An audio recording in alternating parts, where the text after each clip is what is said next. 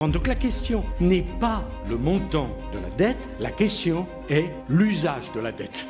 Leverage, c'est le podcast qui décrypte les mécanismes de la dette pour en faire un véritable moteur de croissance en immobilier comme en entreprise. Je vous propose de découvrir les histoires de ceux qui l'ont maîtrisé et de ceux qui s'y sont brûlés. On décode tout, les stratégies gagnantes, les pièges à éviter et surtout la puissance de l'effet de levier.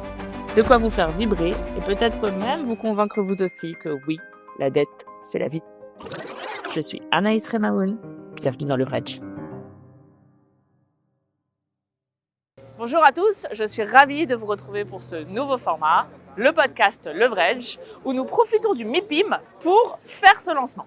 Nous allons rencontrer ici des banquiers et des professionnels de l'immobilier et je vous propose de me suivre sur cette journée un peu marathon, mi-pluvieuse, mi-ensoleillée, mais qui va être très enrichissante. C'est parti!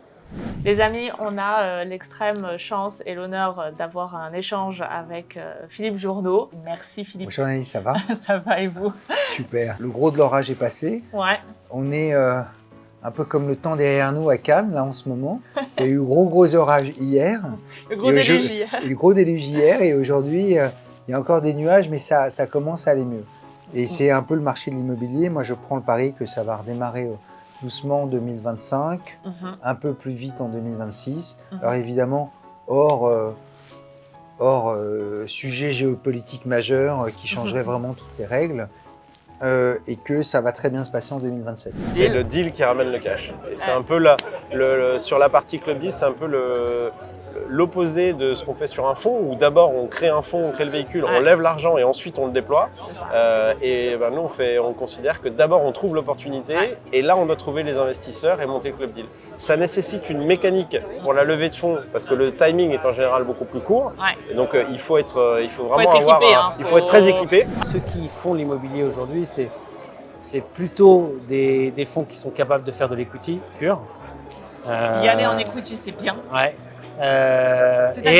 Et sur du small cap, voilà. Ah, pas du mid cap. Ouais, parce qu'en réalité, le marché est là pour le moment. Ouais. Donc c'est des family office, principalement, qui agitent le marché. Dans l'immobilier, il faut être capable de réfléchir à 10 ans et à 15 ans. Et si vous avez le temps avec vous dans l'immobilier, vous gagnez toujours. Vous perdez quand vous n'avez pas le temps avec vous. Sur des reventes comme ça, alors en plus on le voit là, parce que la BCE vient encore de baisser ses taux, c'était la semaine dernière. Donc on est quand même sur une optique plutôt positive au niveau des taux. Et donc on pense que sur du marché parisien, bureau, QCA, corps, ou encore une fois, attention, parce qu'il va falloir que ça coche toutes les cases. Il faut que le bâtiment, on est en premier jour partout, on aura les derniers standards écologiques, on investit beaucoup en CAPEX. Donc, si on coche toutes ces cases, je pense que c'est des actifs qui vont être sous les 4%. À 3,9, oui, c'est ça. Il faut bien comprendre. Alors, il y a beaucoup de personnes qui ont commencé à investir dans les grandes villes, notamment à Paris. Donc, évidemment, l'offre a évolué. Et aujourd'hui, il faut se distinguer en faisant des produits plutôt haut de gamme parce que, et ça c'est le conseil que je peux donner, c'est que faire un appartement pour faire un appartement et dire je vais le mettre sur Airbnb et ça va marcher même si 100% Ikea, en fait on n'ira pas chercher de la rentabilité en faisant ça. Ouais, Ce que tu vas investir en plus au début de ton investissement et que tu compares au gain que ça va te rapporter sur la durée, il n'y a pas d'équivalence. En fait, c'est trop important. Il faut faire des super travaux, faire des belles choses. On vend sur une localisation, sur des photos et sur des commentaires. L'effet de levier, il est lié à plusieurs choses. D'abord à la rentabilité de l'opération. C'est clair que si vous faites une opération avec 3% de rentabilité, vous allez avoir peu d'effet de levier. Si vous faites une opération avec 12% de rentabilité, vous allez avoir beaucoup d'effets de levier. Voilà, ça c'est le point numéro 1. Le point numéro 2, c'est que il y a des modes. Et puis il y a l'immobilier qui n'a pas été du tout à la mode dans le secteur bancaire, avec les taux d'intérêt qui avaient explosé. Il est clair que quand la dette était à 0 et qu'on payait une marge de 1,80, il fallait s'endetter un maximum. Et il est clair que quand le prix de la dette a explosé, il fallait plutôt rembourser. Notre politique, chez nous, ça a été de releverager de la dette sur actifs et de rembourser au maximum la dette corporate qui n'est pas attachée à des recettes. Et alors, qu'est-ce que vous avez comme typologie de financement qui est beaucoup plus facile à accorder? Dès lors qu'on a moi je travaille sur les 3 typologies, donc l'hypothécaire, le crédit bas immobilier et la fiducie sûreté.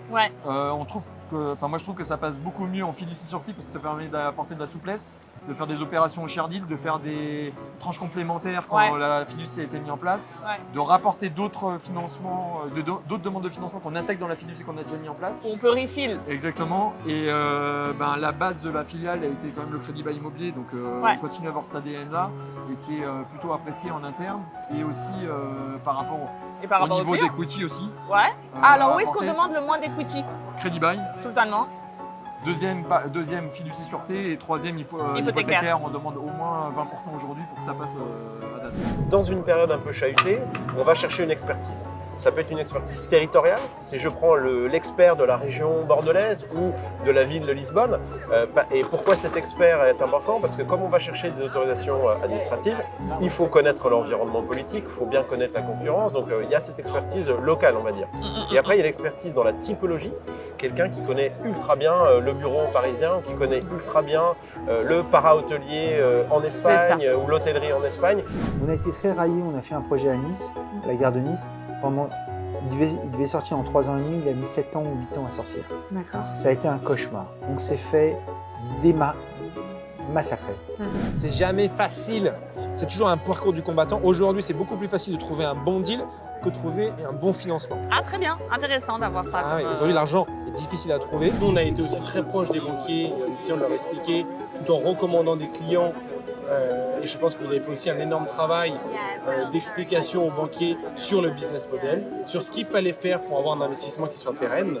Et je pense qu'au fur et à mesure, les banquiers, et pas tous les banquiers, d'accord, et certains banquiers qui ont compris, ont facilité le développement de cette activité. Il faut savoir une chose, c'est que l'immobilier, soit vous êtes porté par un trend haussier, soit vous créez de la valeur quand vous changez le statut des biens.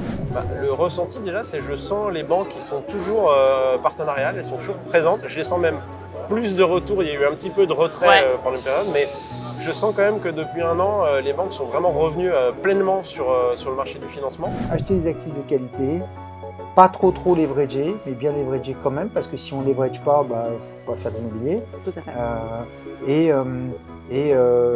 Et avoir des business plans qui soient réalistes. On a noté un regain d'investissement au 4T 2024 en volume global, ce qui est plutôt un bon signal.